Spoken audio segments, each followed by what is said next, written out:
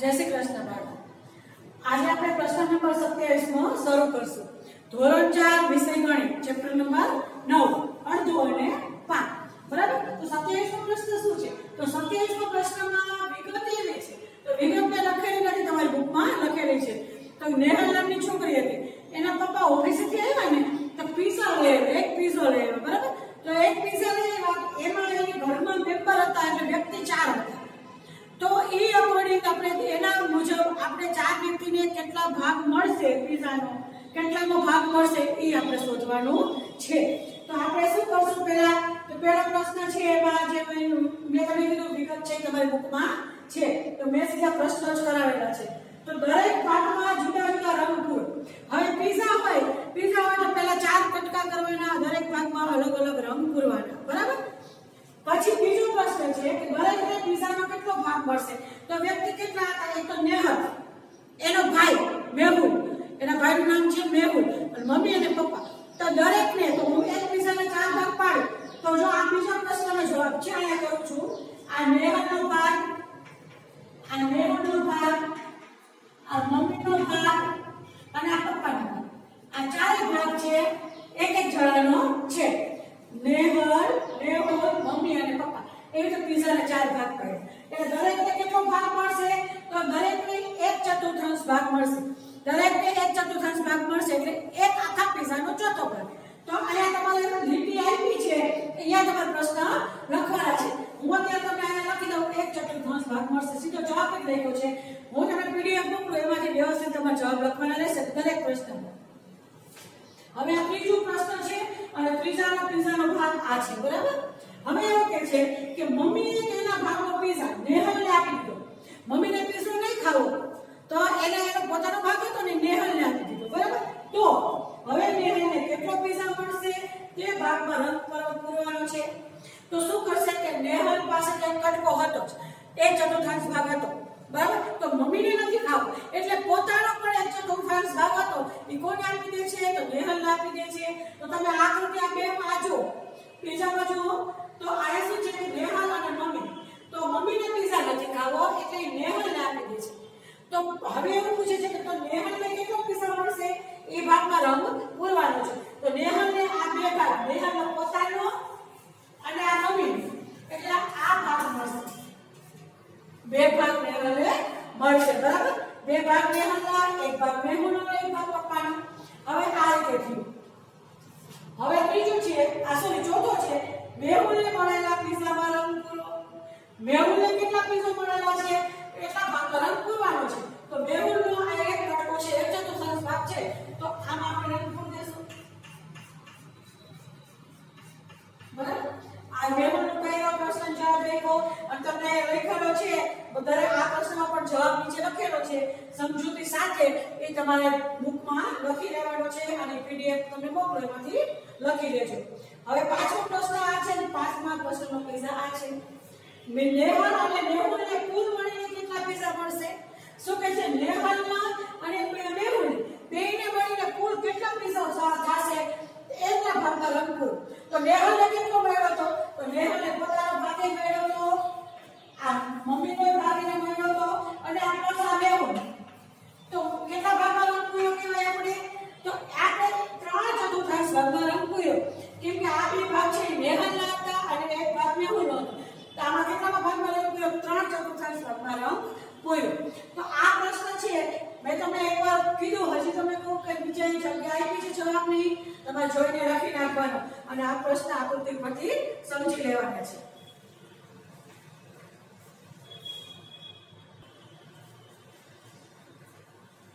ચાલો, પ્રશ્ન નંબર 28 નો છે 1/2 ખાલી જગ્યા બરાબર 1.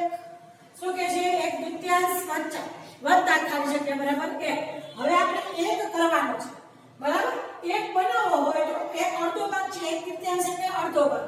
અને હવે શું ઉમેરું તો પાછો 1 થઈ જાય. તો અડધા ભાગમાં બીજો અડધો ભાગ ઉમેરો એટલે 1/2 ભાગ ઉમેરો તો થઈ જશે 1. તો અહીંયા ખાલી જગ્યામાં આવશે 1/2. હવે તમે જો કે 1/2 વત્તા 1/2 એટલે અડધો વત્તા અડધો બરાબર 1 થઈ ગયું. હવે 29 નો છે કે 1/4 વત્તા 2/4 વત્તા ખાલી જગ્યા બરાબર 1. 1/4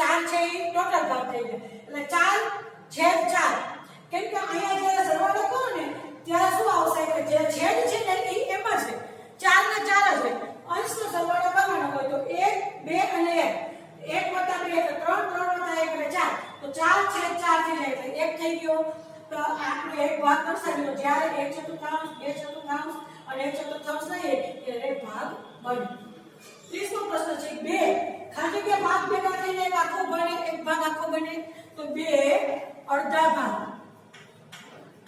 ભેગા થઈને એક આખો ભાગ બને 4 ખાલી કે ભાગ ભેગા થઈને એક આખો ભાગ બને તો 4 ભાગ ભેગા થઈ અને એક આખો ભાગ બનાવે તો આ ચાર પ્રશ્નો સમજવા જરૂરી છે અને આ સમજી લેજો હવે આપણે નવો ટોપિક શરૂ કરીએ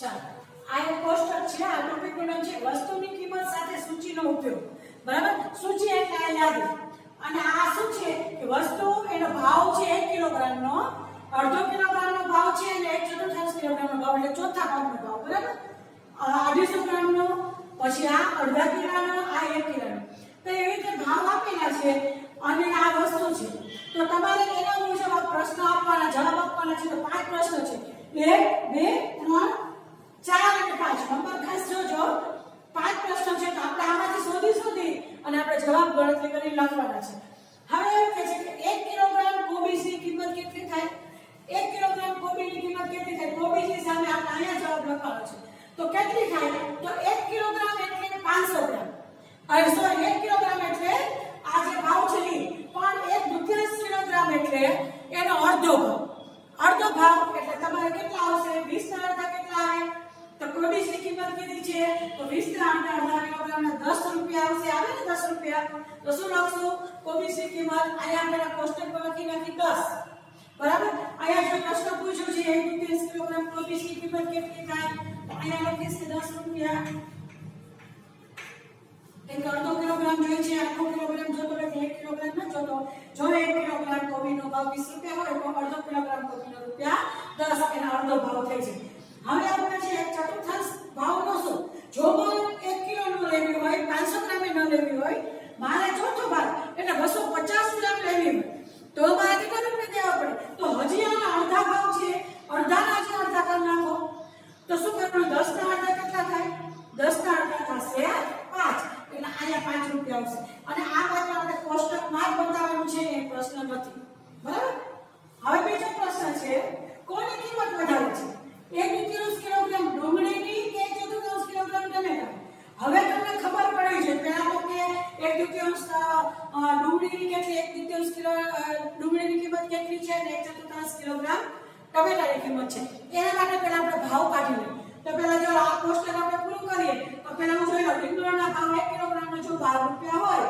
તો 1/2 કિલોગ્રામનો ભાવ કેટલો હોય એનો અડધો એટલે 6 ગ્રામ અને એનો અડધો એટલે 3 રૂપિયા બરાબર આ બે રૂપિયામાં છે આ ભાવ રૂપિયામાં છે આ ભાવ રૂપિયામાં છે આ ભાવ રૂપિયામાં છે જો રીંગણ 12 રૂપિયા કિલો મળતા હોય તો 6 રૂપિયાનો કિલો અડધો કિલો મળે અને 3 રૂપિયાનો 250 ગ્રામ 1/4 કિલો મળે પેલા ટમેટાના કિંમત આપણે કોષ્ટક પૂરું કરી લઈએ તો ટમેટા છે 16 રૂપિયાના કિલો મળતા હોય તો એનો અડધો ભાવ એટલે 8 રૂપિયામાં અડધો કિલોગ્રામ મળે અને 4 રૂપિયામાં કેટલું મળશે 5 કિલોગ્રામ એટલે 250 ગ્રામ મળશે બટાટા જો 1 કિલોગ્રામનો ભાવ 8 રૂપિયા હોય તો 4 રૂપિયાના અડધો કિલોગ્રામ મળે અને 5 કિલોગ્રામ મળશે 2 રૂપિયામાં બરાબર હવે જો બરાબર લખું છું ને હવે જો ડુંગળી જો 1 કિલોગ્રામનો ભાવ 4 રૂપિયા હોય તો એનો અડધો ભાવ એટલે અડધા કિલોગ્રામનો થાય અને 1/4 ભાગ એટલે 1 રૂપિયો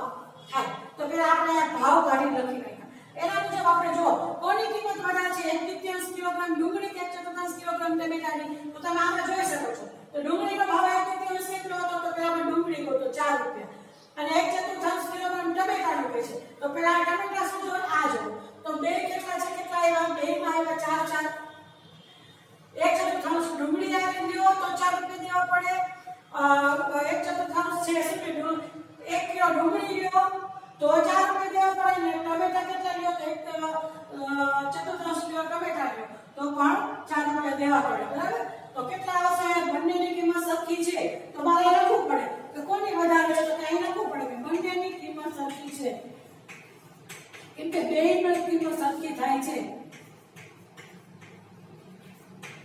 એટલે એનો ભાવ વધારે કે ઓછો નથી. જો મારે ડુંગળી 1/4 લેવી હોય તો 4 રૂપિયા દેવા પડે, અને 1 કિલો ડુંગળી 1 કિલો લેવી હોય તો 4 રૂપિયા દેવા પડે, અને જો ટમેટા 1/4 લેવા હોય તો પણ 4 રૂપિયા દેવા પડે. હવે કોની કિંમત વધારે છે? કોની કિંમત વધારે છે? વધારે કિંમત શોધવાનું છે. 1 કિલોગ્રામ ડુંગળી કે 1/2 કિલોગ્રામ બટાટા. તો 1 કિલોગ્રામ ડુંગળી ઉપર તમે ભાવ રાખો તો કેટલા છે? 4 રૂપિયા. અને 1/2 કિલો બટાટાની જો તો બટાટા આયા ગોતો, બટાટા આયા છે જો ઉપર, અને એમાં 1/2 શું પૂછ્યું છે? એના શું છે? એના પણ અડધો કિલો છે, એટલે બેયના કેટલા થાય છે? બંનેના 4 રૂપિયા, 4 રૂપિયા થાય છે. તો બંનેમાં લખી નાખીશ કે 4 રૂપિયા. 4 બંનેની સરખી છે.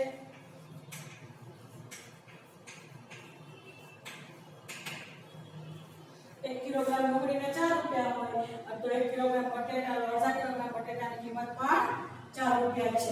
ચાલો હવે એના પછીનો પ્રશ્ન છે ચોથો. 1/2 રીંગણ કે 1/2 કોબીજ ની કિંમત કરતા કેટલી ઓછી છે?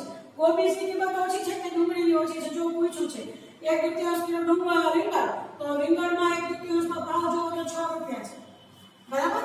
અને 1/2 કોબીજમાં, તો કોબીજનો ભાવ 1/2 માં 10 રૂપિયા છે. તો 10 માંથી 6 બાદ કરો તો કેટલા રૂપિયા ઓછા છે? કોબીજ કરતા રીંગણના કેટલા રૂપિયા ઓછા છે? તો 4 રૂપિયા ઓછા છે, બરાબર. આ 4 પ્રશ્ન આપણે કહી. હવે પાંચમો પ્રશ્નનો જવાબ અહીંયા લખીશ કેમ કે અહીંયા સમાસે નહીં. હવે કાજલ છે એ ખરીદી કરવા જઈ રહી છે. શું કાજલ ખરીદી કરવા જઈ રહી છે? તેની પાસે 20 રૂપિયા છે. કેટલા રૂપિયા હતા? 20 રૂપિયા લઈને શોપિંગ કરવા જાય છે, શાકભાજી લેવા જાય છે. તેની યાદી મુજબ તે 1 કિલોગ્રામ બટાટા, 2 કિલોગ્રામ ડુંગળી, 1/4 કિલોગ્રામ ટમેટા ખરીદવાની છે.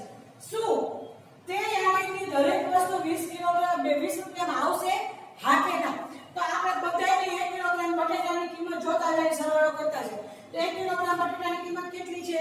તો 1 કિલોગ્રામ બટાટાની કિંમત જો અહીંયા 1/2 કિલોગ્રામ બટાટા છે, એટલે બટાટા 1/2 ના 4 રૂપિયા. તો 4 રૂપિયા આ પાંચમાનો જવાબ છે. 4 રૂપિયા વત્તા 2 કિલોગ્રામ ડુંગળી. તો ડુંગળી 1 કિલોગ્રામ ના 4 રૂપિયા હોય તો 2 કિલોગ્રામ ના 8 રૂપિયા થાય. તો 8 રૂપિયા શેના થાય? ડુંગળીના વત્તા હવે એવું કહે છે કે 1/4 કિલોગ્રામ ટમેટા. તો ટમેટા જોવાના અને 1/4 જોવાના 4 રૂપિયા. તો 4 રૂપિયા ટમેટા. આ શેના ભાવ હતા? બટાટા, પછી આ ડુંગળી અને આ ટમેટા. તો હવે જો તમે દરેકને સરવાળો કરો તો 4 ને 8 12 ને 4 16. તો 16 રૂપિયામાં એ બધી ખરીદી કરી લે છે. એની પાસે હતા કેટલા રૂપિયા? એની પાસે 20 રૂપિયા હતા. તો શું બધી વસ્તુ સૂચિ મુજબની બધી વસ્તુ આવી જશે? તો હા આવી જશે. તો તમે લખી શકો અહીંયા બરાબર લખો 16 રૂપિયા. તો હા કાજલ પાસે ખરીદી કરવા માટે પૂરતી રકમ છે, બરાબર. આ રીતે પ્રશ્ન દરેક પ્રશ્ન સમજી અને જવાબ લખવાના છે.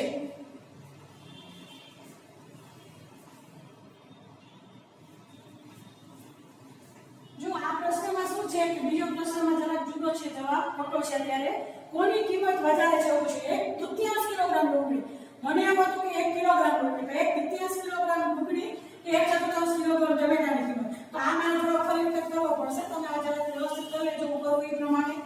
હવે 1/2 કિલોગ્રામ ડુંગળી કીધી છે તો મેં 1 કિલોગ્રામમાં જોયું હતું. આપણે 1 કિલોગ્રામ ડુંગળીનો ભાવ ન જોવાનો, 1/2 કિલોગ્રામ ડુંગળીનો જોવાનો છે. તો આયા આવશે 2 અને 1/4 કિલોગ્રામ ટમેટા, તો એ તો 4 રૂપિયામાં જ મળે છે. તો કોની કિંમત વધારે છે?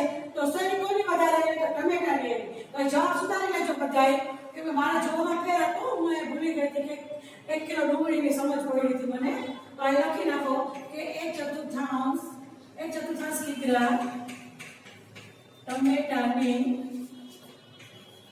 કિંમત વધારે છે, બરાબર. તો આ પ્રશ્ન સુધારી લેજો, બરાબર. ચાલો હવે બરાબર છે બધું.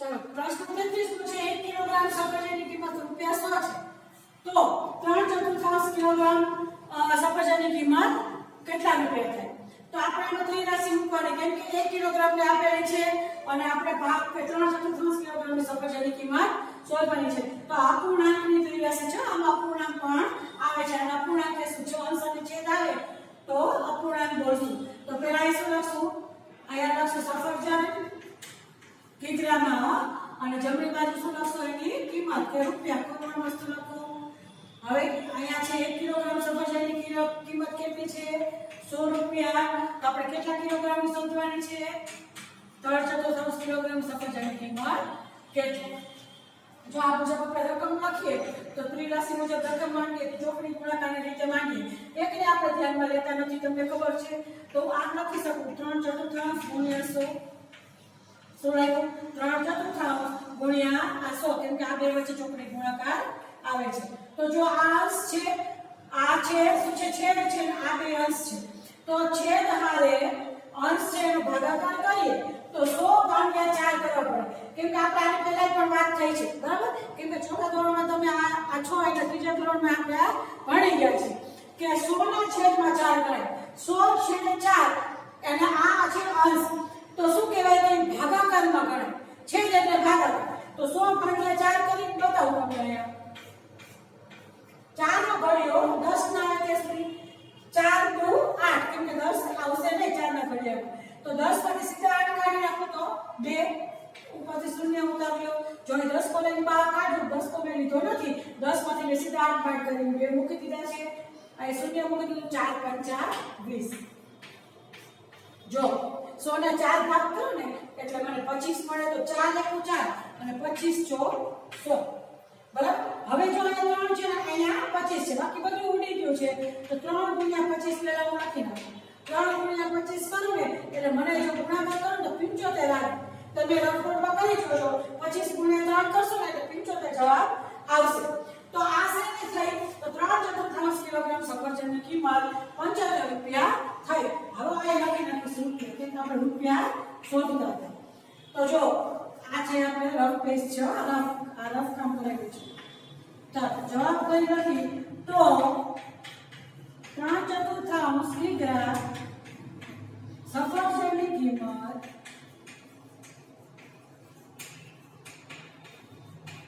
75 રૂપિયા થાય અંડરલાઈન કરી નાખો હવે આ પ્રશ્ન શું છે 34 માં 1 ડઝન કેળામાંથી અડધા કેળા પાકેલા છે તો કાચા કેળાની સંખ્યા શોધો તો પહેલા તમને ખબર પડવી જોઈએ કે 1 ડઝન એટલે શું 1 ડઝન એટલે 12 એમાંથી એમ કે છે અડધા કેળા પાકેલા છે એટલે 1/3 કેળા પાકેલા છે એટલે 12 ના અડધા કેટલા થાય 6 તો પાકા કેળા છે 6 તો કાચા કેટલા કેળા હોવા જોઈએ તો કાચા પણ 6 હોવા જોઈએ તો આપણે મોઢે જવાબ દેવાનો નથી આ મૌખિક ગણતરી નથી આ આપણે કેવી ગણતરી છે વ્યવહારિક દાખલામાં છે તો પહેલા આપણે લખશું પહેલો વાક્ય લખી નાખીએ કે 1 ડઝનની સમજ તમને હોવી જોઈએ તો 1 ડઝન બરાબર 12 હવે આ પહેલું વાક્ય લખો ત્યાર પછી હવે લખવાનું કે પહેલા આપણે જો પાકેલા કેળાની સંખ્યા ખબર હશે ને તો પછી એના પરથી તમે કાચા કેળાની સંખ્યા મળશે તો પાકેલા કેળા કેટલા છે એ પહેલા શોધવું હોય તો પહેલા મારે લખવું પડે કે પાકેલા કેળા બરાબર કેટલા છે 1/3 ગુણ્યા 12 કે અડધા પાકેલા કીધું છે એટલે 1/3 ગુણ્યા 12 એટલે 12 કિલોમાંથી 12 કેળાનો 12 કેળામાંથી અડધા કેળા પાકેલા છે તો જો હવે આ છેદ ઉડાડવાનો તો શું કરશું 2 નું 2 2 6 12 અને 1 6 6 થઈ જાય તો 6 કેળા પાકેલા છે 6 કેળા કેવા આવ્યા પાકેલા તો હવે શું કરવાનું છે કે પાકેલા કેળા 6 છે કુલ કેળા કેટલા છે 12 તો તમે બાદબાકી કરી શકો તો પહેલા હું એક સ્ટેપ મૂકી દઉં કે શું શોધવાનું છે તો કાચા કેળાની સંખ્યા તો કાચા કેળાની સંખ્યા કહીને સ્ટેપ મૂકું તો કાચા કેળાની સંખ્યા બરાબર એટલે કાચા કેળાની સંખ્યા આપણે શોધવાની છે બરાબર કુલ કેળા ચાલો કુલ કેળા કે આપણે 12 માંથી કરવાના છે કુલ કેળા કેટલા આપણે અહીં જોવાનું છે માઈનસ નિશાની કરે તમારે સરસ મજાની જગ્યા લાંબી છે એમ લખવાનું છે મારા એ લીટી નથી એટલે હું નીચે લખું છું કુલ કેળા માઈનસ જે પાકેલા કેળા છે આવ્યા છે એ લખશું. તો પેલા સ્ટેપમાં તમારે લખવું પડે કે પાકેલા કેળા. જો હવે આ બરાબર છે ને તો બરાબરની નિશાની કરો. તો કુલ કેળા કેટલા છે? 12 નંગ. એમાંથી પાકા કેળા કેટલા છે? 6 નંગ. બરાબર? 12 માંથી 6 છે તો 6 નંગ. તો આ એનું 6 નંગ શું આવ્યું? તો કાચા કેળાની સંખ્યા. તો અહીંયા જવાબ લખી નાખું. તો કાચા કેળાની સંખ્યા કેટલા છે? 6 નંગ છે. ચાલો આ જવાબ આપણે પૂરો કર્યો. બરાબર? 1 ડઝન બરાબર 12 નંગ. પાકેલા કેળા તમને પહેલા શોધશો તો તમને ખબર પડશે કે કાચા કેળા કેટલા. તો પાકેલા કેળા શોધવા માટે મારા સ્ટેપ લખ્યું કે પાકેલા કેળા બરાબર 1/3 એટલે અડધો કિલોગ્રામ હતા. બરાબર? ગુણ્યા 6 સોરી 12. તો પહેલા શું આવ્યું? બરાબર 6 કેળા છે એ પાકેલા કેળા છે. જો બાકી રહેતા છે કાચા હોય. બરાબર? તો કાચા કેળાની સંખ્યા શોધવાની હતી. તો કાચા કેળાની સંખ્યા બરાબર કુલ કેળા માઈનસ પાકેલા કેળા.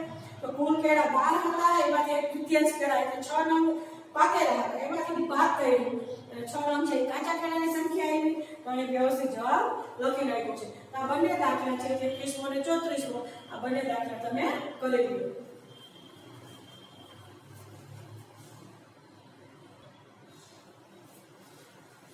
દાખલા નંબર 35મો રકમ વાંચું છું. એક વર્ગખંડમાં 40 વિદ્યાર્થીઓ છે. 40 ટોટલ વિદ્યાર્થીઓ છે. તેમાંથી 3/4 ભાગના વિદ્યાર્થીઓ છોકરા છે. તો 3/4 ભાગના છોકરાઓ છે. બરાબર? ટોટલ વિદ્યાર્થીઓ કેટલા છે? 40. એમાંથી 3/4 ભાગના વિદ્યાર્થીઓ છોકરાઓ છે. તો તે વર્ગખંડમાં છોકરાઓની સંખ્યા કેટલી હશે? તો પહેલા આપણે એક વાક્ય લખી રાખવાનું અહીંયા કે ટોટલ વિદ્યાર્થીઓની સંખ્યા વર્ગખંડમાં કુલ 40 વિદ્યાર્થીઓ છે. હવે આમાં છોકરા કે આવી ગયા અને છોકરીઓ આવી ગઈ. આ 40 માં છોકરાઓ આવી ગયા છે અને છોકરીઓ આવી ગઈ છે. પણ તમે છોકરાઓની સંખ્યા આપેલી છે કે 3/4 ભાગના છોકરાઓ છે. તો આપણે છોકરીઓની સંખ્યા શોધવાની છે. તો પહેલા ખબર હોવી જોઈએ આપણને કે 3/4 ભાગના છોકરા એટલે 40 માંથી કેટલા છોકરાઓ હશે. બરાબર? તો એના માટે આપણે શું કરવાનું છે? એના માટે આપણે ત્રિરાશિ મૂકીએ અથવા તો તમારે એમ લખીને કહેજો. તો છોકરાઓની સંખ્યા શોધવા માટે શું લખશું? તો છોકરાઓની સંખ્યા બરાબર કેમ કે પહેલા આપણે સંખ્યા છોકરાઓની શોધશું. સંખ્યા બરાબર કેટલા છે છોકરાઓ? તો 3/4 ગુણ્યા 40 એટલે 40 છોકરાઓ ટોટલ હતા. બરાબર? આખી આ વર્ગખંડમાં કુલ છોકરા છોકરી મળે 40 હતા. એટલે 3/4 ભાગના છોકરાઓ હતા. ગુણાકારમાં લખ્યા 40. તો 4 ના ઘડિયામાં ક્યાં 40 આવે? 4 × 4 4 40. હવે કેટલા વધ્યા? આ 3 છે ને 9 છે. તો 3 ને ભૂલવાના નહીં. સોરી 3 અને 10. તો 3 ને ભૂલવાના નહીં. તો 3 × 10 બરાબર કેટલા આવ્યા? 3 × 10 બરાબર 30. તો 3/4 ભાગના છોકરા એટલે 30 છોકરા. તો આ શું આવ્યું? છોકરાઓની સંખ્યા. હવે તમને ખબર પડી ગઈ કે કુલ વિદ્યાર્થીઓ 40 હતા. એમાંથી 30 વિદ્યાર્થીઓની સંખ્યા છોકરાઓની છે. તો છોકરીઓ કેટલી રહી? જો તમે મૌખિક પ્રશ્નનો જવાબ પૂછે તો છોકરીઓની સંખ્યા કેટલી આવશે? તો 40 - 30 એટલે કેટલા આવશે? 40 - 30 એટલે 10 જે આવે ને એ છોકરીઓની સંખ્યા મળે. તો આપણે મૌખિક ગણતરી નથી. આપણે શું કરવાનું છે? આપણે ગણતરી વ્યવહારિક દાખલાની છે એટલે ગણવી પડે, બાદબાકી કરીને બતાવવી પડે. તો ચાલો આપણે બાદબાકી કરીએ. તો શોધવાનું શું છે? વર્ગખંડમાં છોકરીઓની સંખ્યા. તો છોકરીઓની સંખ્યા બરાબર હવે આ છે લખવાનું. છોકરીઓની સંખ્યા બરાબર કુલ સંખ્યા શું લખવાનું? કુલ સંખ્યા માઈનસ છોકરાઓની સંખ્યા. ચાલો આ લખવું સ્ટેપ આ લખવું જરૂરી છે. હવે છોકરાઓની સંખ્યા શોધવાની છે. અહીં બરાબરની નિશાની છે તો નીચે બરાબરની નિશાની જ કરીશ. તો કુલ સંખ્યા લખીશ 40. તેમાંથી બાદ બાકી કરીશ છોકરાઓની સંખ્યા. બરાબર? હવે બાદબાકીનો જે જવાબ આવશે ને તો 40 માંથી 30 બાદ કરો તો 10 આવશે. તો 10 શું આવ્યું? આ છોકરીઓની સંખ્યા. બરાબર? 10 છે છોકરીઓની સંખ્યા. તો મારે વ્યવસ્થિત જવાબ લખીને લખાવવો પડે. તો અહીંથી લખવાનું તો તે વર્ગખંડના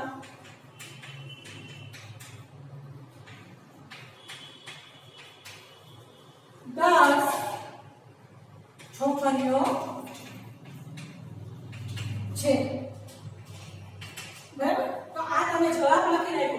જ્યારે તમે આ દાખલો કરવા બેસો ને ત્યારે 2 વખત પહેલા વિડિયો જોઈ લેજો અને પછી જો તમે ગણશો ને શરૂઆત કરશો તો તમને એકદમ ચોખ્ખું સમજાઈ જશે. અને સ્ટેપ બાય સ્ટેપ પહેલું વાક્ય આ લખવાનું છે, બીજું વાક્ય આ લખવાનું છે, બીજું સ્ટેપ આ છે, આ ત્રીજું સ્ટેપ છે અને ચોથું સ્ટેપ છે એનો જવાબ છે. તો હવે તમે મોટા થઈ ગયા છો તો આવી રીતે સ્ટેપમાં તમારે યાદ રાખવાનો પ્રયત્ન કરવાનો છે. તો આજે આપણે 35મો પ્રશ્ન સુધી જોયું છે.